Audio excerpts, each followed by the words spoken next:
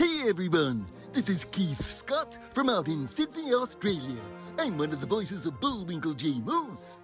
It's time to watch Relentless and Unstoppable. And so give it up for your main hosts, Douglas Kenny and Andy McPhee.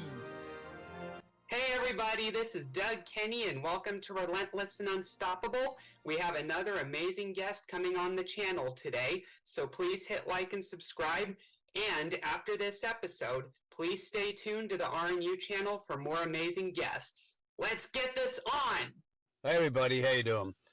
Just a quick little share of why I started Relentless and Unstoppable. It was for one very simple reason, because of Doug Kenny. Nothing to do with me at all, zero. I was just coaching Doug, and he took on the coaching and mentoring, and he made all the changes. He took all the suggestions from his parents as well as my coaching, but it was all about Doug, his breakthrough and his weight loss, his willingness to accept that he is dealing with high functioning autism and other issues, but he's never quit, he's never given up. So we did one interview with him to share his story, and then we decided to start interviewing other people. And Doug has now taken over the whole channel, and he does all the interviews, he runs everything. He's just an amazing young man. So RNU was born from simply what an amazing young man Doug is, and his story needed to be shared.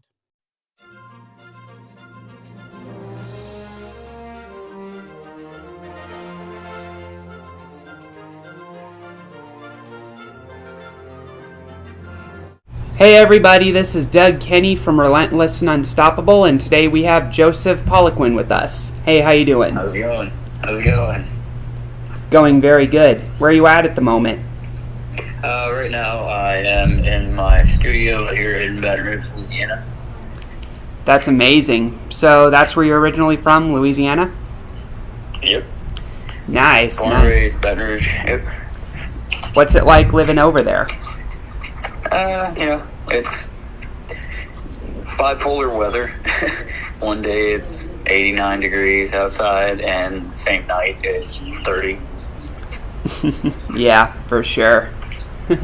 So, what was your upbringing like?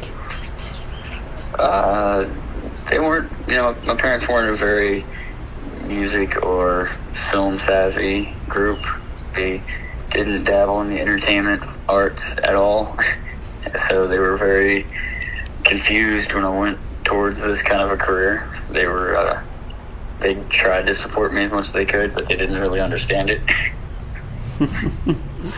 Yeah, so how'd you meet Andy McPhee? So I moved to California. One of the 3 times I lived there was in 2016, and I'd written a script. Andy was an Uber driver and a Lyft driver, and I had an audition for a really cheesy, like, Spanish TV commercial or something, and it was really bad. It wasn't something I was excited about. And I got in the car, and Andy was like, "Oh, we have any actors in the car today?" I was like, "Yeah, I'm actually on the way to an audition right now." He goes, "Well, you don't look very excited about that. Most actors are excited to go to auditions." I was like, "Oh, well, I'm not auditioning for anything I want to be part of." Like, I'm auditioning for something just to, because somebody asked me to come in for the audition. And he was like, "Oh, man, I understand that." He's like, "That can happen sometimes." He goes, "But you know what? Just look at it as practice. Look at it as, you're not there to get the part, so it should be even less stressful when you're just there to practice, performing in front of people." I was like, "Yeah, you're right." And it really helped me out, because it made me realize that I can take an audition or two for things that maybe don't fit me or I'm not really excited about, but I could just do the audition anyways, because it could end up like showing people your skill. So Yeah, that makes sense. So you played Carl in Blumhouse's Five Nights at Freddy's? Yes, I do. What's that all about? What's Five Nights at Freddy's about, or Carl? Well, Five Nights at Freddy's is, for those who haven't heard of it, it is a video game created around a place like Chuck E. Cheese, kind of. It's an animatronic pizzeria, and the animatronics at night are possessed by spirits of dead children, because the person that ran the pizzeria murdered people and put them in the animatronic suits. So it's pretty creepy. Is that... Yeah, did that really happen? Man. I mean, what's scary is it's not based on a true story, but there is a true story about a guy who used to rob trains back in like the 1930s or something. He used to rob trains. He was killed, and instead of being buried, they sent his body off to be in museums, and one of the museums accidentally gave his body to a wax museum that then turned him into an animatronic for a boat ride somewhere in like the mid-north United States. They have a cave boat ride tourist attraction, and they were filming an episode of the $6 Million Man there. I don't know if you ever heard of that TV show from the 80s, but they were filming the $6 Million Man at this place, and one of the people on the crew bumped the animatronic and knocked its arm off, and everyone smelt something so gross, and they could see a bone inside of it, and they were like, wait, this doesn't look like it's fake.